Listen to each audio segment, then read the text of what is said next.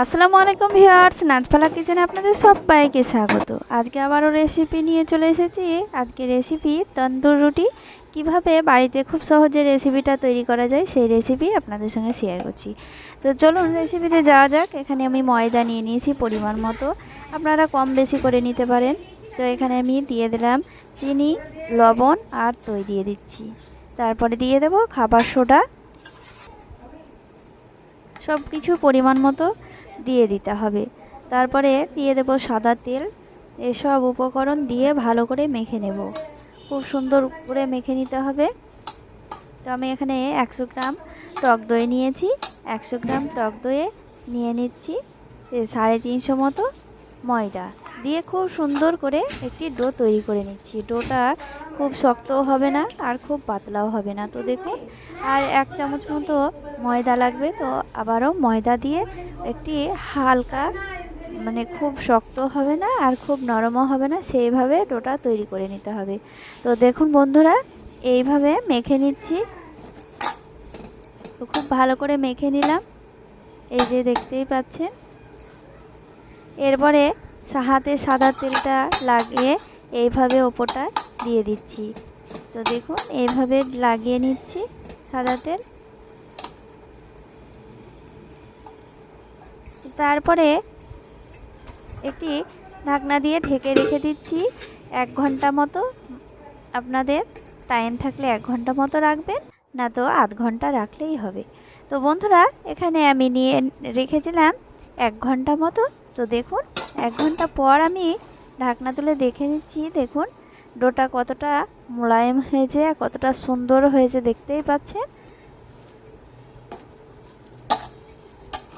ডোটা আবারও ভালো করে মথে নিচ্ছি। দেখুন এইভাবে, তো ডোটা খুব সুন্দরভাবে মথে নিয়েছি। তো দেখুন এইভাবে লেচি কেটে নিচ্ছি।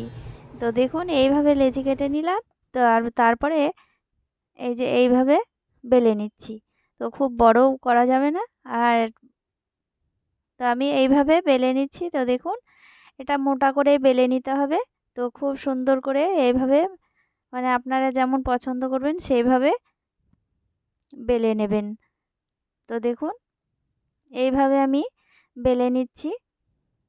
একেবারে সেভ করতে হবে তাই নয়। তো বন্ধুরা, এইভাবে আমি সেভ করে নিচ্ছি। তো দেখুন এইভাবে সবগুলোই আমি তৈরি করে নিলাম। তো মোটা করেই তৈরি করে নিতে হবে। তারপরে এখানে আমি চাটু দিয়ে তৈরি করব।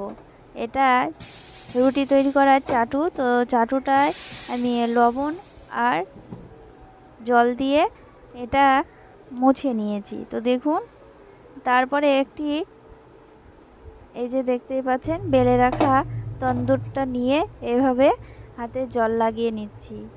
তো জলটা লাগাতেই হবে, অবশ্যই লাগাতে হবে। তো দেখুন এইভাবে জলটা লাগিয়ে নিয়ে চাটুতে দিয়ে দিতে হবে।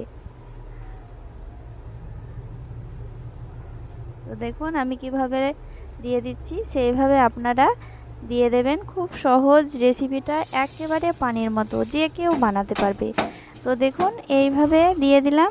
তো এইভাবে একইভাবে আমি একসঙ্গে 3টে দিয়ে দিচ্ছি। তো দেখুন ওপরটা যখন কাঁচা ভাব চলে যাবে তখন তারপরে উল্টো করে সাঁড়াশি দিয়ে ধরে এইভাবে সেঁকে নিতে হবে। তো ফুলেও যাবে তান্দুরগুলো, দেখতে সুন্দরও লাগবে। তো দেখুন ভেতরটাও খুব সুন্দরভাবে তৈরি হয়ে যাবে। তো দেখুন এইভাবে সেঁকে নিয়েছি। তো এবার তুলে নেব, আর খুব সহজেও উঠে যাবে। তো দেখুন লবণ আর জলের পানি ছিটিয়ে দিলে খুব সুন্দরভাবে উঠে যায়। তো দেখুন এইভাবে তুলে নিচ্ছি।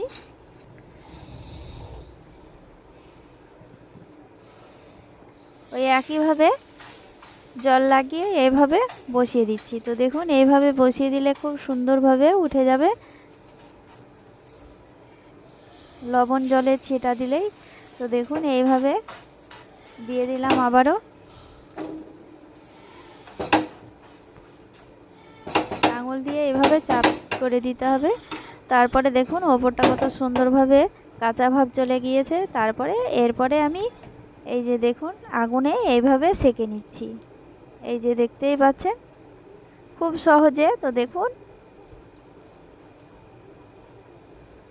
একটু কষ্ট হলেও বন্ধুরা খুব একটি সুন্দর অসাধারণ একটি রেসিপি।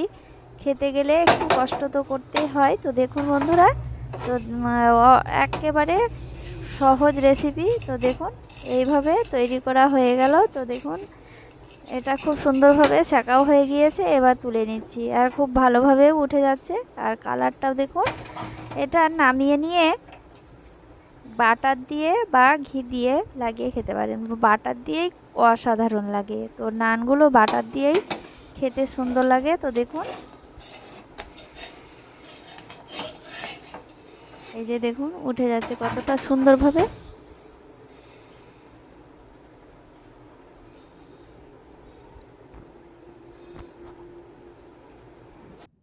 তো দেখুন বন্ধুরা, রেডি হয়ে গেল তন্দুর রুটি। কতটা সহজভাবে তৈরি হয়ে গেল, আর অল্প উপকরণ দিয়ে একেবারে পানির মতো রেসিপিটা।